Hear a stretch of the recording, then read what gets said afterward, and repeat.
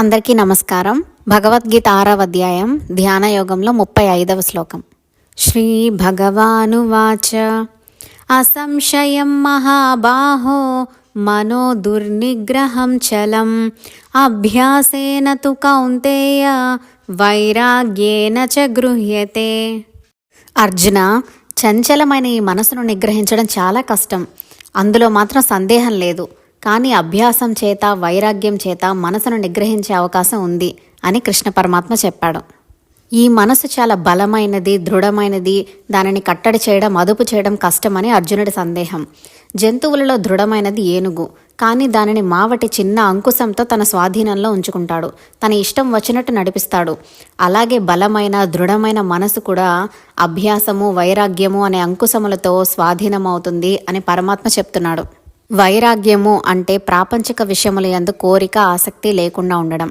ఈ రోజుల్లో కోరిక, ఆసక్తి లేకుండా ఎవరుంటారు అని మీకు సందేహం రావచ్చు. కానీ ఇక్కడ కోరిక, ఆసక్తి అంటే మితిమీరిన కోరిక, ఆసక్తి అని అర్థం చేసుకోవచ్చు. ఈ ప్రపంచంలో ఉన్న వస్తువులతో, మనుషులతో కలిగే సంగమం వలన మనకు లభించే ఆనందం శాశ్వతమైనది కాదు. అది ఈ రోజు ఉండి రేపు పోతుంది. ఆత్మానందమే శాశ్వతమైన సుఖం అని తెలుసుకోవాలి. ప్రపంచంలో ఉన్న అనవసరమైన విషయములు తలదోర్చకుండా ఉండాలి. అనవసర విషయాల గురించి ఆలోచించడం, అనవసర వస్తువులను సేకరించడం, అనవసర విషయాల గురించి మాట్లాడటం, ఎక్కువగా బాధపడటం మానేయాలి.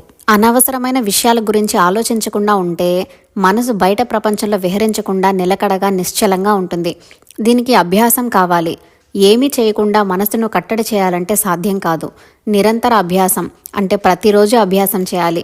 ఏదో 4 రోజులు చేసి నా మనసు నా స్వాధీనంలో ఉంది అని సంతృప్తి పడకూడదు. అందుకే నిరంతర ధ్యానం చేయాలి. ధ్యాన సమయంలో మనసును అటు ఇటు పోకుండా కట్టడి చేయాలి. అభ్యాసంతో సాధ్యపడినది ఏదీ లేదు.